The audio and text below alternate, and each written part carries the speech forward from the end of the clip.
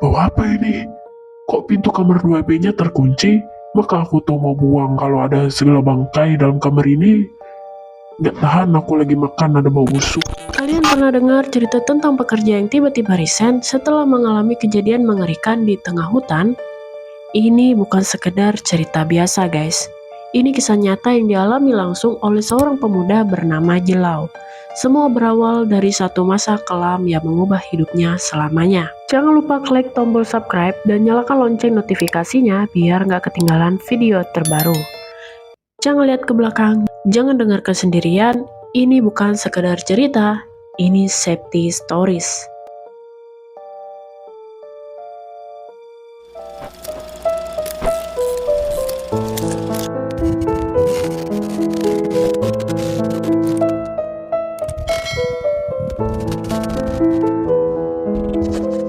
Jadi ceritanya bermula dari seorang remaja berusia 19 tahun guys, yang asalnya dari Sendawar, Kalimantan Timur.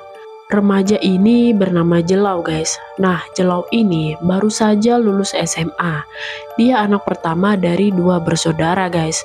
Karena dia anak yang paling tua, si Jelau ini juga ikut bertanggung jawab dalam membantu keluarganya untuk mencari nafkah. Apalagi bapaknya yang sudah berhenti bekerja di perusahaan kayu karena faktor usia yang sudah menua dan memilih menjadi petani karet guys. Nah, jadi si Jelau ini sebelumnya udah ngelamar pekerjaan di berbagai tempat lain guys. Tapi karena si Jelau ini masih labil dan baru mengenal dunia kerja, dia cuman bertahan hanya 3 bulan dan resign. Kenapa ya si Jelau ini kok cepat resign ya? Padahal kan cari kerjaan zaman sekarang kan susah. Ya macam-macam lah, ada yang karena lembur terus tapi nggak dibayar, ada juga karena atasan yang terlalu menekan.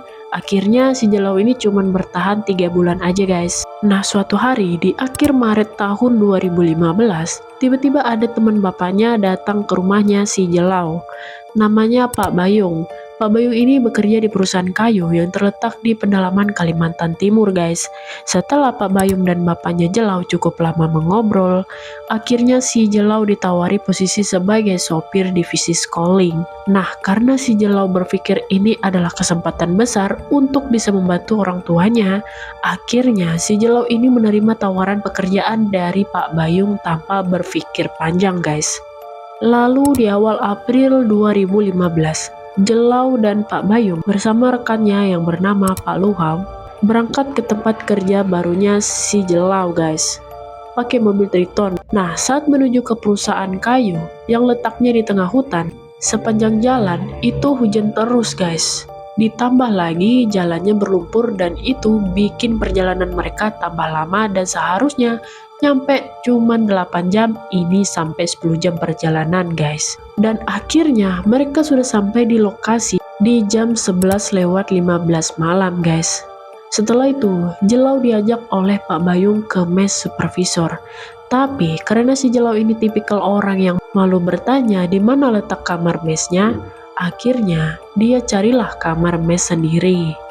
Tapi sebelum itu Pak Bayung arahkan Jelau ke ruang TV guys untuk bertemu Pak Beni, bos camp di tempat itu. Disitulah Pak Beni menyambut Jelau dengan ramah dan mengobrol sebentar tentang kamar mana yang kosong guys. Kamar di sini ada 2 yang kosong, Le. Kamar 2B dan kamar 3B. Kamarnya dekat dapur umum ya, Le.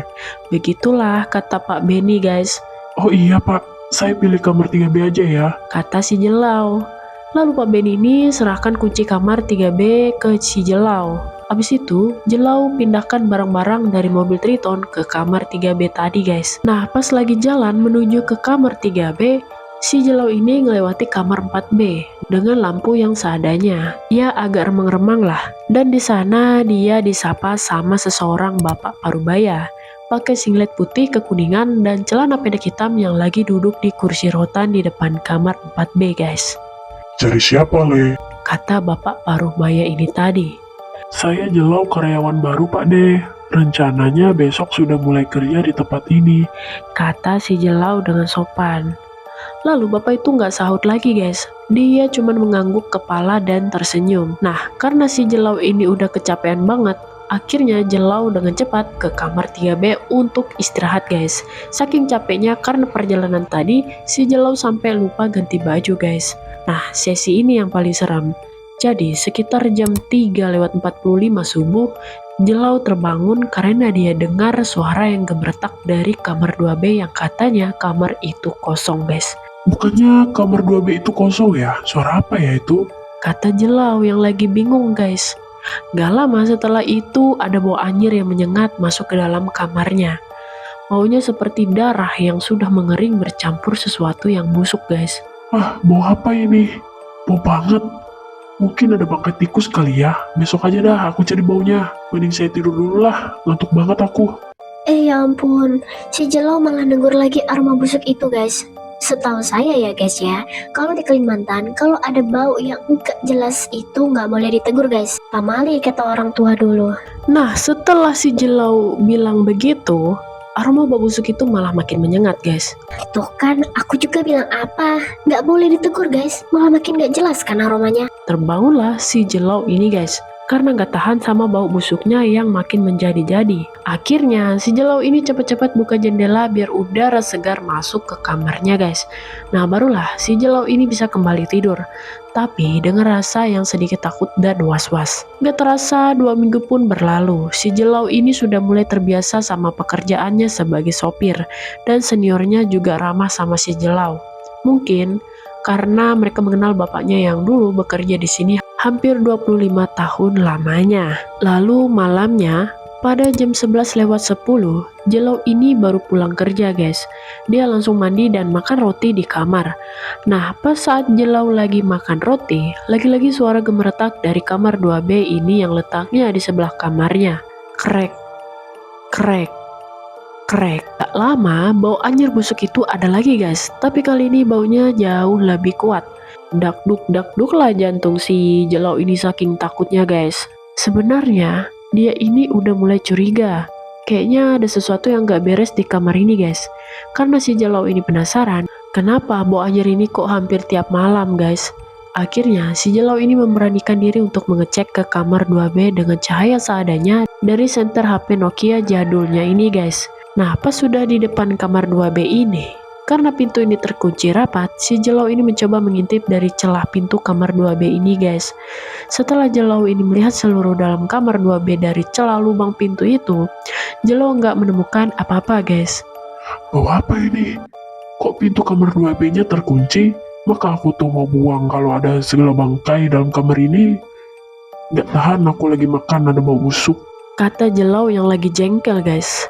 Nah habis dia bilang begitu, pas dia mau balik ke kamarnya, dia lihat kamar 4B yang ditempati Bapak Parubaya ini tadi. Lah kok pintunya terbuka ya? Aku tutup sajalah, udah larut malam juga. Kata si Jelau. Belum aja si Jelau ini pegang ganggang pintu, Jelau ini kaget, kok ada bapak-bapak Parubaya ini di balik pintu tadi. Posisinya itu pas banget di depan Jelau, sambil menatap kosong guys. Mukanya pucat hampir kebiruan, matanya sayu dan badannya seperti kehilangan nyawa guys. Karena si Jelau ini kagetnya minta ampun, Jelau langsung minta maaf sama bapak Parubaya ini dan buru-buru ke kamar 3B. Sesudahnya di kamar, Jelau ini mikir lagi. Itu apaan ya? Kok mukanya pucat kayak orang sakit? Mungkin aku salah lihat kali, cuman halusinasi aja. Kata si Jelau ini sambil bulu kuduknya berdiri guys. Nah habis itu, pas jam 3:15 subuh, udara di kamar Jelau mendadak dingin guys. Kebangunlah si Jelau ini, tapi dia merasakan dadanya kok sesak banget ya. Seolah-olah ada sesuatu yang menindihnya guys, semacam kayak orang ketindihan lah guys. Nah pas dia lihat ke langit-langit kamarnya, ada Bapak Parubaya ngegelantung badannya secara terbalik guys. Matanya yang putih melihat Jelau sampai nggak berkedip. Kaosnya penuh dengan bercak hitam, sementara perut dan punggungnya penuh dengan luka menganga. Jelau nggak bisa teriak guys, badannya itu kaku semua. Tiba-tiba Bapak Parubaya itu makin lama makin dekat guys. Sampai muka Bapak Parubaya itu berhadapan dengan Jelau. Cuman beberapa inci aja dari muka Jelau itu guys. Dari situ si Jelau tahu dari mana asal bau busuk yang menyengat itu. Pergi dari sini. Begitu kata Bapak Parubaya itu yang berbisik di telinga si Jelau. Setelah itu, sosok itu menghilang tanpa jejak guys. Seketika itu juga Jelau bisa bergerak lagi dan cepat-cepat Jelau menyalakan semua lampu yang ada di kamarnya. Saking takutnya si Jelau duduk gemetar di sudut kamarnya sampai pagi guys. Lalu paginya, tanpa berpikir panjang, Jelau ini langsung datangi Pak Bayung dan mengajukan pengunduran diri guys. Pak Bayung heran dong, kenapa ya Jelau ini kok resign mendadak ya? Pak Bayung juga sempat membujuk Jelau untuk bertahan lebih lama lagi di sini. Tapi percuma guys, Jelau tetap kekeh sama keputusannya guys. Nah, pas dalam perjalanan pulang dan diantar oleh Pak Bayung, si Jelau ini masih mencium bau busuk samar-samar dalam mobilnya guys. Tapi dia milih diam. Pas mereka singgah di warung makan untuk makan siang, Pak Bayung bercerita sesuatu yang mengerikan ke Jelau guys. Katanya, dulu ada karyawan di sini di tahun 90-an, namanya Pak Jun. Dia itu tinggal di kamar 4B. Istrinya selingkuh dan anak-anaknya pergi tinggalin dia. Stres lah Pak Jun ini, karena saking stres berat, sampai akhirnya dia bunuh diri. Gimana cara dia bunuh diri, Pak? Tanyalah si Jelau ini penasaran kan? Dia tusuk perutnya berkali-kali pakai pisau dapur, Le. Terus pas dibuka pintu, ternyata dia sudah membusuk, kira-kira dia sudah meninggal 3 hari yang lalu. Dan Jelau yang mendengarkan cerita yang mengerikan itu langsung teringat dengan apa yang dia lihat kemarinnya. Bapak Parubaya yang memakai kaos yang penuh dengan bercak hitam dan luka di perutnya. Nah, pas Jelau ini masuk ke mobil, bau busuk itu kembali lagi dan semakin lama bau itu semakin kuat sampai-sampai Jelau ini nahan napas saking baunya. Pas Jelau ini menoleh ke kaca spion, si Jelau melihat ada Bapak Parubaya lagi duduk di kursi belakang mobil sambil menatap tajam ke Jelau guys. Jelau kaget dong dan langsung melihat kursi belakang mobil. Tapi tidak ada apa-apa guys. Tapi bau busuk itu masih ada sepanjang perjalanan. Nah, di tengah perjalanan, tiba-tiba mobil Pak Bayung terasa berat guys. Aneh, kayak ada nambah beban di belakang. Kata Pak Bayung yang lagi heran guys. Langsung si Jelau ini merinding, keingat kejadian yang diteror sosok itu guys. Jangan-jangan sosok itu mau ganggu aku lagi. Begitu kata si Jelau dengan rasa yang masih was-was guys. Lalu Pak Bayung menepikan mobilnya untuk pergi cek guys. Nah, si Jelau ini ikut turun dari mobil juga kan. Nah, pas kaki Jelau ini nginjak tanah, bulu kuduknya langsung berdiri guys. Jelau langsung melihat ke arah belakang mobil. Lampu rem ini menerangi bayangan hitam, tapi mukanya nggak begitu jelas guys. Nah, Jelau ini jadi penasaran kan, mendekatlah dia ke sosok itu guys. Dan ternyata yang dia lihat adalah sosok bapak-bapak. Semua badannya hitam membusuk dan berlumuran darah guys. Matanya putih kosong. Mirip banget sama bapak-bapak Parubaya yang teror Jelau kemarin guys. Pak Bayung, tolong saya. Kata si Jelau dengan badan yang lagi kaku guys. Pak Bayung yang lagi mengecek ban langsung menoleh ke Jelau. Kenapa, Le? Jelau langsung menunjuk ke belakang mobil dengan harapan supaya Pak Bayung melihat sosok mengerikan itu. Tapi pas Pak Bayung melihat ke belakang mobil itu, ternyata nggak ada apa-apa guys. Nggak ada apa-apa kok, Le. Kata Pak Bayung. Setelah itu mereka masuk ke dalam mobil dan melanjutkan perjalanan. Jelau berusaha tetap fokus walaupun jantungnya masih berdegup kencang guys. Lagi dan lagi, Jelau mendengar sesuatu yang gak asing. Suara gemeretak di dalam mobil, persis suara yang ada di kamar 2B kemarin guys. Krek, krek, krek. Pelan-pelan Jelau melihat kaca spion lagi guys. Kamu tahu apa yang dia lihat? Yap, sosok bapak-bapak Parubaya itu lagi yang duduk di kursi belakang mobil guys. Dengan tatapan tajam ke Jelau, kali ini dengan wajah yang membusuk dan mengerikan, dengan darahnya masih menetes di luka besar di perutnya dan meresap ke jok mobil guys. Jelau langsung berteriak ke Pak Bayung. Pak, lihat spion. Pak Bayung langsung lihat ke kaca spion dan langsung shock. Astaga naga. Pak Bayung langsung spontan menginjak rem mobil secara mendadak dan hampir terguling guys. Lalu sesuatu terjadi.